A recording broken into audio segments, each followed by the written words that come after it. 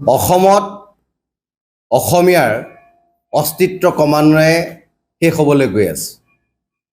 সিদিনা কাৰ্বি আংলঙত লগত যিটো ঘটনা ঘটিল, এইখিনি বহিৰাগতে যেতিয়া কাৰ্বি মানুহক আহি ক'লেহি এই খিলঞ্জীয়া থলগিৰি মানুহখিনিক যে গো বেক টু চাইনা, তেতিয়া সমগ্ৰ অসমৰ জনসাধাৰণ আমি নিমাতে থাকিলোঁ। আমি ভাবিলোঁ যে এইটো কাৰ্বিৰ প্ৰব্লেম, এইটো অসমীয়া জাতিৰ মূল সুঁতিৰ প্ৰব্লেম নহয়, আৰু সেইকাৰণে আমি নীৰৱে থাকিলোঁ আৰু তাৰ পৰা আমি আঁতৰি থাকিলোঁ। সিদিনা গুৱাহাটীৰ মাজমজিয়াত ফেঞ্চি বজাৰত যেতিয়া আইনৰ এগৰাকী ছাত্ৰীক বহিৰাগতই যেতিয়া প্ৰহাৰ কৰিলে, তেতিয়াও আমি মনে মনে থাকিলোঁ। ৰাইজ আমি ওলাই নাহিলোঁ। আমি ভাবিলোঁ এগৰাকী ছাত্ৰীক কোনোবাই আক্ৰমণ কৰিছে, মোৰতো ছোৱালীজনী ঠিকেই আছে, মই কিয় তালৈ যাব লাগে। পল্টন বজাৰত থলগিৰি এজন যুৱকক যেতিয়া প্ৰাণে মৰাৰ অপচেষ্টা কৰিলে, তেতিয়াও আমি মনে মনে থাকিলোঁ। আমি ক'লোঁ বা আমি ভাবিলোঁ যে এজন ল'ৰাকহে পিটিছে, আমাৰ ল'ৰাটো সুৰক্ষিত হৈ আছে, আমি তাত মাত মাতিবৰ প্ৰয়োজন নাই। ফটাহীল আমবাৰীত স্কুটিত অহা দুগৰাকী ছাত্ৰীক যেতিয়া অশালীন ব্যৱহাৰ কৰা হ'ল, তেতিয়া অসমীয়াই মনে মনে থাকিলোঁ।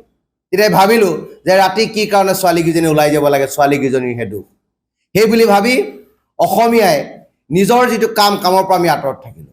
আৰু আজি গুৱাহাটীৰ আৰ্য নগৰত যিটো ঘটনা সংঘটিত হ'ল, হালৈ উপাধিৰ এজন ব্যক্তিক গোলাগুলকৈ পিটা হ'ল, ৰাজপথত পেলাই তেখেতক চোঁচৰাই নিয়া হ'ল, আৰু তাৰপিছত আজি অসমীয়াই আমি মনে মনে বহি আছোঁ। আৰু এইটো জাতিটোৰ কাৰণে আটাইতকৈ দুৰ্ভাগ্যজনক ঘটনা। সেই আৰ্য নগৰত সেই ব্যক্তিজনক কাৰ ছত্ৰছায়াত আক্ৰমণ কৰিছে? আলোক ত্ৰিপাঠী নামৰ এজন গুণ্ডাৰ জৰিয়তে এই কাম কৰা হৈছে। এতিয়া প্ৰশ্ন হ'ল, আলোক ত্ৰিপাঠী কোন? আলোক ত্ৰিপাঠী হৈছে সদৌ অসম কাবাডী সন্থাৰ সাধাৰণ সম্পাদক। আলোক ত্ৰিপাঠী হৈছে ভাৰতীয় জনতা যুৱ মৰ্চাৰ সহকাৰী কোষাধ্যক্ষ। আলোক ত্ৰিপাঠী হৈছে মধ্য গুৱাহাটীৰ MLA, যাক লৈ সৰ্বত্ৰ চৰ্চা হৈছিল, সেই MLA জনৰ বৰঘৰৰ মানুহ।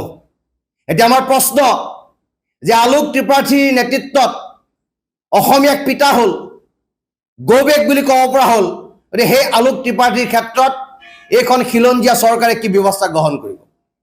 অসমৰ মাননীয় মুখ্যমন্ত্ৰী ডাঙৰীয়াই এই ক্ষেত্ৰত কি ব্যৱস্থা গ্ৰহণ কৰিব? আলোক ত্ৰিপাঠীক সদৌ অসম কাবাডী সন্থাৰ পৰা বহিষ্কাৰ কৰিব? ভাৰতীয় জনতা যুৱ মৰ্চাৰ সহকাৰী কোষাধ্যক্ষ পদৰ পৰা তেখেতক বৰ্খাস্ত কৰিব? নে বিজয় গুপ্তাৰ বৰঘৰৰ মানুহ হোৱাৰ কাৰণে বিজেপি চৰকাৰে তেখেতক ৰক্ষণাবেক্ষণ দিব? এইটো আমাৰ কাৰণে ডাঙৰ প্ৰশ্ন। আৰু যদি দোষী আলোক ত্ৰিপাঠীক সোনকালে আৰক্ষীয়ে ব্যৱস্থা গ্ৰহণ নকৰে, তেতিয়াহ'লে অসমৰ পৰিৱেশ আৰু পৰিস্থিতি বেলেগ হ'ব। আমি থলগিৰি খিলঞ্জীয়া জনসাধাৰণৰ পক্ষত থাকি অসম আৰু অসমীয়াৰ স্বাৰ্থত কাম কৰা আমি সকলো ৰাইজ ৰাজপথলৈ ওলাই আহিম আৰু চৰকাৰক ক'বলৈ বাধ্য হ'ম যে আপোনালোক থলগিৰিৰ বিৰোধী, আপোনালোক খিলঞ্জীয়াৰ বিৰোধী, আপোনালোক অসম বিৰোধী, আপোনালোক অসমীয়াৰ বিৰোধী। আৰু আলোক ত্ৰিপাঠীক অতি সোনকালে যেতিয়ালৈকে গ্ৰেপ্তাৰ নহ'ব, তেতিয়ালৈকে আমাৰ দাবী পৰা আমি কেতিয়াও বিচলিত নহ'ম, আৰু আমি ৰাজপথৰ আন্দোলন কৰিবলৈ কেতিয়াও কুণ্ঠাবোধ নকৰিম।